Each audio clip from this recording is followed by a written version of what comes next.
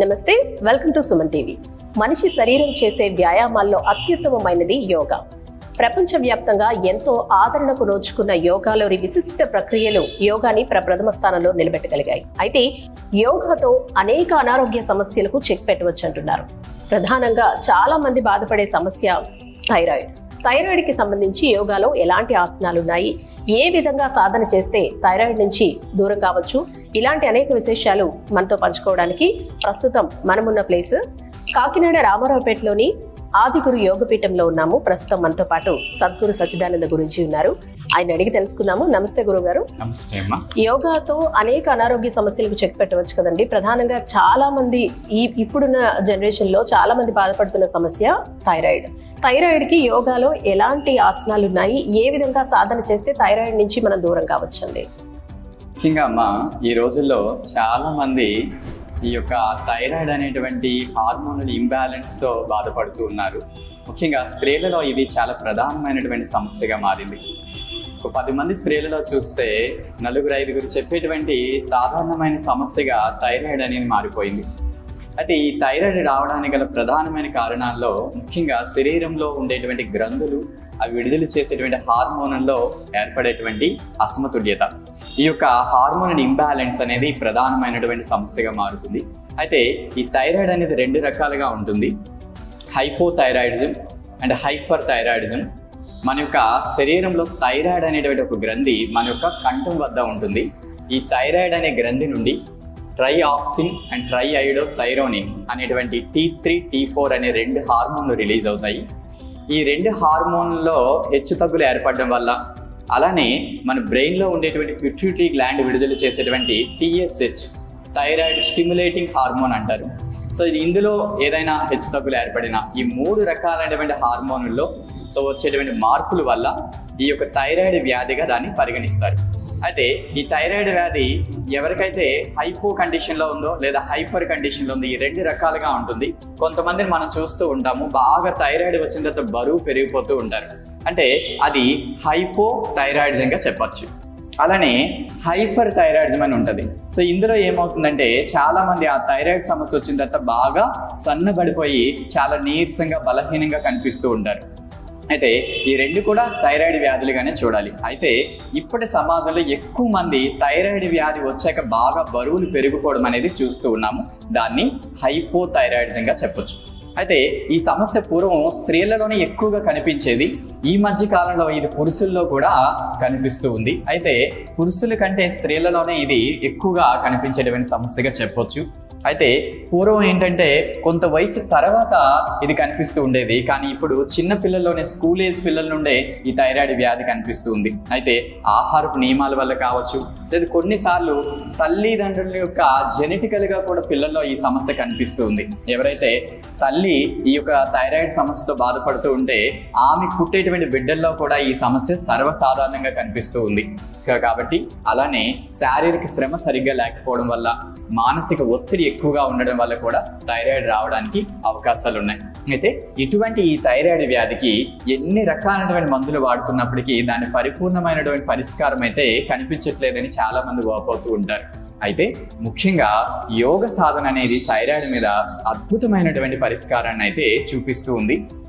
మన యొక్క యోగ శాస్త్రంలో చాలా రకాలైనటువంటి ఆసనాలు ఉన్నాయి. ఇందులో ముఖ్యంగా ఈ థైరాయిడ్ గ్రంథి ఉండేటువంటి ఈ మెడ మీద ఒత్తిడిని కలుగజేసి ఆ గ్రంథికి రక్త ప్రసరణ పెంచేటువంటి చాలా మంచి యోగా ఆసనాలు అయితే మనకు అందుబాటులో ఉన్నాయి. రోజు కూడా ఈ ఆసనాలు సాధన చేయడం వల్ల కూడా థైరాయిడ్ యొక్క హార్మోనల్ ఇంబ్యాలెన్స్ ని బ్యాలెన్స్ చేసుకుంటూ ఆరోగ్యంగా బ్రతకడానికి అయితే చక్కని అవకాశం అయితే మన ముందు ఉన్నది. కాబట్టి ఇప్పుడు మనం థైరాయిడ్ వ్యాధికి ఉపయోగపడేటువంటి ముఖ్యమైన 5 ఆసనాన్ని నేర్చుకునే ప్రయత్నం చేద్దాం. ఇప్పుడు మనం థైరాయిడ్కి సంబంధించి బాగా ఉపయోగపడేటువంటి ఆసనాల్లో ముఖ్యమైనటువంటి ఆసనాలు ఒక 5 ఆసనాలు నేర్చుకోబోతూ ఉన్నాం. అందులో ప్రధానంగా మొదటి ఆసన ఉష్ట్రాసన. ఉష్ట్రము అంటే ఒంటె. ఈ ఒంటె యొక్క ఆకారంలోకి శరీరాన్ని తీసుకువెళ్ళేటువంటి ఈ భంగిమని ఎలా వేయాలో చూద్దాం. మొదటిగా మీరు మోకాలపై లేచి 2 కాళ్ళ మధ్య ఒక అడుగు దూరం తీసుకోండి. ఈ విధంగా అడుగు దూరం తీసుకున్న తర్వాత నెమ్మదిగా గాలిని బాగా తీసుకుంటూ ఒక్కొక్క చేతిని వెనక్కి తీసుకువెళ్ళి కుడి చేతితో కుడి కాలని, ఎడమ చేతితో ఎడమ కాలని తాకి మెడని స్ట్రెచ్ చేస్తూ ఛాతీని బాగా ముందుకు నెట్టాలి. ఈ విధంగా చేసేటువంటి ఈ భంగిమని ఉష్ట్రాసన అంటారు. ఈ స్థితిలో కనీసం మీరు ఒక 20 నుండి 30 సెకండ్స్ పాటు సాధారణమైన శ్వాసను తీసుకుంటూ ఉండాలి. తర్వాత నెమ్మదిగా గాలిని వదులుతూ పైకి లేవాలి. సో ఈ విధమైనటువంటి స్థితిని ఉష్ట్రాసన అంటారు. అయితే అందరూ ఈ విధంగా 2 చేతులు వెనక్కి తీసుకువెళ్ళి ఉండలేరు. అలాంటి పరిస్థితి ఉన్నప్పుడు వారు అర్ధ ఉష్ట్రాసనాన్ని సాధన చేయవచ్చు. సో అర్ధ ఉష్ట్రాసన కూడా సేమ్ మనకి ఉష్ట్రాసన ఫలితాన్ని ఇస్తూ ఉంది. ఈ విధంగా 2 చేతులు నడుము వెనక భాగంలో పెట్టి నడుముని వీలైనంత బాగా వెనుకకు వంచుతూ మెడ మీద బాగా దృష్టి పెట్టి నెక్ని బాగా స్ట్రెచ్ చేయాలి. సో ఇలా వేస్తే దీన్ని అర్ధ ఉష్ట్రాసన అంటారు. ఉష్ట్రాసన కానీ అర్ధ ఉష్ట్రాసన కానీ మీ శరీరం యొక్క స్థితిని బట్టి మీకు ఏది వీలుగా ఉంటే అది సాధన చేయండి. ఇప్పుడు రెండవ ఆసన భుజంగాసన. సో ఈ భుజంగాసన వేసేటప్పుడు మనం పూర్తిగా బోర్లా పడుకోవాలి. మన యొక్క 2 చేతులకి ఇరువైపులా పెట్టాలి. భుజంగము అంటే పడగెత్తిన నాగుపాము అని అర్థం. ఈ 2 చేతులు ఛాతీకి ఇరువైపులా పెట్టి కాళ్ళ రెండింటిని దగ్గర తీసుకోవాలి. ఇప్పుడు ఊపిరితిత్తుల నిండా బాగా గాలి తీసుకుంటూ ఛాతీని పైకెత్తుతూ మెడని బాగా స్ట్రెచ్ చేస్తూ పైకి చూడాలి. Breathe in, slowly up. బాగా గాలి తీసుకుంటూ మెడని ఛాతీని బాగా స్ట్రెచ్ చేయాలి. ఈ విధంగా పైకి చూస్తూ కనీసం ఒక 1/2 నిమిషం పాటు సాధారణమైన శ్వాసను తీసుకుంటూ ఉండాలి. మరలా గాలిని విడిచిపెడుతూ నెమ్మదిగా శరీరాన్ని యథాస్థితికి తీసుకురావాలి. ఇప్పుడు మనం థైరాయిడ్కి సంబంధించి 3వ ఆసన సేతు బంధాసనాన్ని వేయబోతున్నాము. ఈ విధంగా సేతు బంధాసనలో మనం వెల్లకిలా పడుకొని మన యొక్క 2 కాళ్ళను కూడా ఛాతీ దూరంలో పెట్టాలి. అదేవిధంగా మీ యొక్క 2 చేతులతో మీ 2 కాళ్ళ యొక్క యాంకిల్స్ని లాక్ చేయాలి.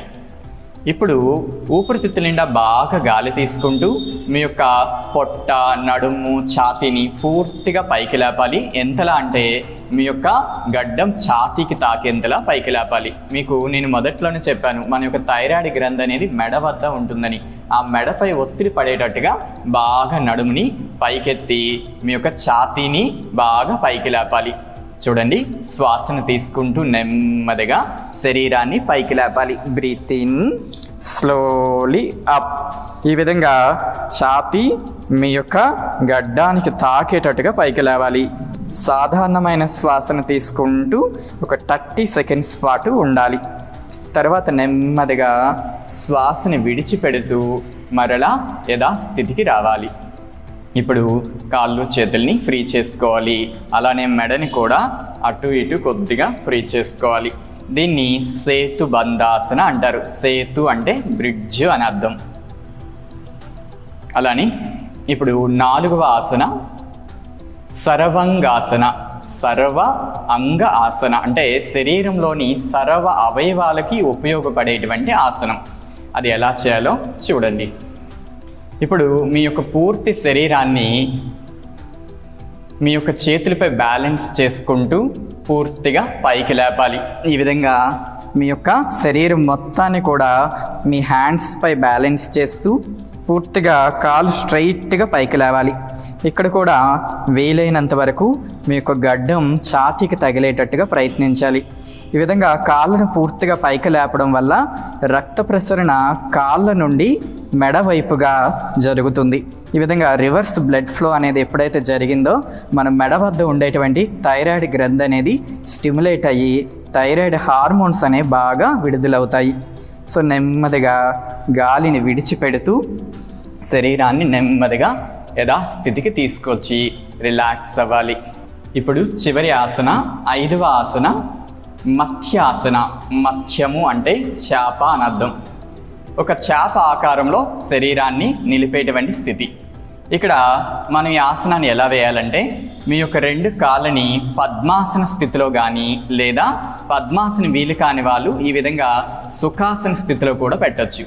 లేదు సుఖాసన ఇలా పెట్టడానికి కాళ్ళు సపోర్ట్ చేయకపోతే 2 కాళ్ళని ముందుకు చాపి కూడా ఉంచవచ్చు. మీకు ఎలా వీలుగా ఉంటే అలా కాళ్ళని పెట్టండి. అయితే పద్మాసన స్థితిలో పెడితే మంచి ఫలితం అనేది వస్తుంది. పద్మాసన వీలు కాని వాళ్ళు కాళ్ళను ముందుకు చాపి కూడా చేయొచ్చు. ఈ విధంగా కాళ్ళని పద్మాసన స్థితిలో పెట్టిన తర్వాత 2 చేతుల సహాయంతో మీ యొక్క తలపై మీ శరీరాన్ని బ్యాలెన్స్ చేస్తూ ఛాతీని పైకి లేపాలి. Breathe in, up. ఈ విధంగా తలని బాగా పైకెత్తి ఛాతీని కూడా బాగా పైకెత్తాలి. 2 చేతుల్ని తొడల మీద పెట్టి బ్యాలెన్స్ చేసుకోవాలి. ఇట్లా ఛాతీని మీరు ఎంత ఎత్తగలిగితే మీ యొక్క మెడ మీద, ఊపిరితిత్తుల మీద అంత ప్రభావం పడుతుంది. ఈ ఆసన వల్ల మెడ కండరాల దగ్గర ఉండేటువంటి ఈ థైరాయిడ్ గ్రంథికి బాగా రక్త ప్రసరణ జరుగుతుంది. ఈ స్థితిలో సుమారు 30 సెకండ్స్ పాటు ఆసనాలో ఉండడానికి ప్రయత్నించండి. ఇప్పుడు నెమ్మదిగా 2 చేతుల సహాయంతో మీ యొక్క తలని నెమ్మదిగా దించాలి. అదేవిధంగా కాళ్ళని కూడా కొద్దిగా ఫ్రీ చేసుకోవాలి. కాళ్ళని చేతుల్ని ఫ్రీ చేసుకున్న తర్వాత చివరిగా ఈ 5 ఆసనాలు పూర్తయిన తర్వాత శవాసనంలో ఒక 5 నిమిషాల పాటు ప్రశాంతంగా రిలాక్స్ అవ్వాలి. రైట్, చూసారు కదా ఈ 5 అద్భుత ఆసనాలతో థైరాయిడ్కి ఏ విధంగా చెక్ పెట్టవచ్చు. అయితే మరిన్ని అనారోగ్య సమస్యలకు ఎలాంటి ఆసనాలు ఉన్నాయి, వాటిని ఎలా సాధన చేయాలి, ఇవన్నీ కూడా మరో ఎపిసోడ్లో తెలుసుకుందాం.